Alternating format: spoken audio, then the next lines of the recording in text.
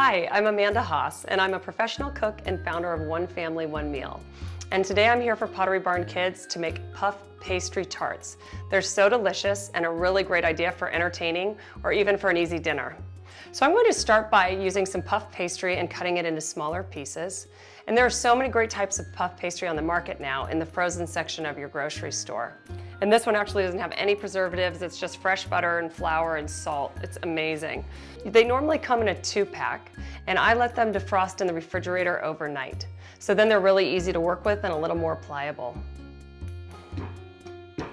Now I'm going to use a pizza cutter to cut these because it's super fast.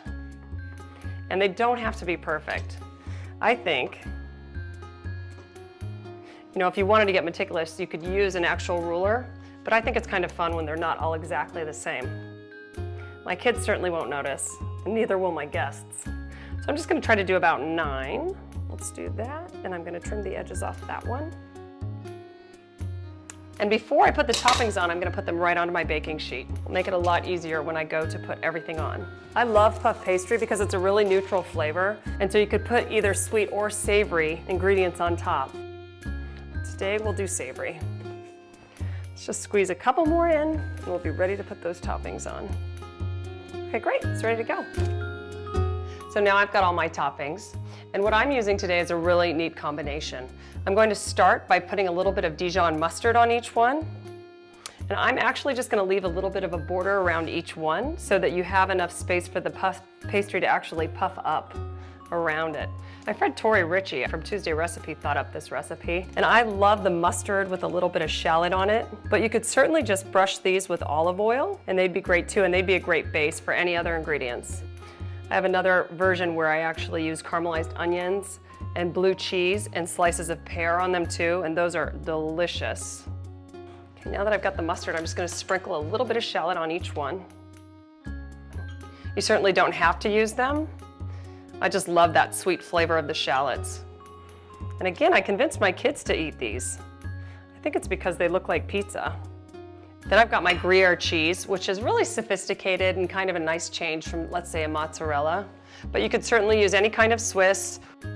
Fresh mozzarella would be delicious too. So now I'm just going to top them with some fresh tomatoes. I got these beautiful tomatoes at the market. And you can just do one on the smaller ones. If you wanted to double up, you could, but I think this is a really pretty presentation just with one. I'll make a couple with 2. And then we're gonna, of course, put some color on these with this fresh thyme, which will be really beautiful. Again, think about any combinations you like yourself, and you could certainly put those together on these tarts. I love basil with tomatoes, of course, but there's something about the thyme I really love. Oregano would work as well. So here we go, we're just gonna give them a sprinkle, and then a little salt and pepper and some egg wash around the sides. The egg wash truly just gives it extra color, so you get that really beautiful brown crust. Okay, let's do our salt and pepper. Tomatoes tend to be bland, especially if you're buying them and they're not in season, or we're not all as lucky to have them in season all the time. So make sure you season them really well with salt and pepper. It's just such fun food and it's so easy. All right, now my egg wash. I've just taken 1 egg and I've beaten it. You can certainly use just 1 egg yolk with a little bit of water and you'll get a bit of a darker crust. And then these are just going to go into a 375-degree oven, really easy. And you can choose whether you want to serve them hot while the cheese is still melted or allow them to come to room temp. I think they're delicious at room temperature. So now I'm done with the egg wash, and I'll just put them in the oven for about 17 to 22 minutes. And if your oven cooks a little bit inconsistently, you might want to think about flipping them halfway through your baking time so that they brown really evenly.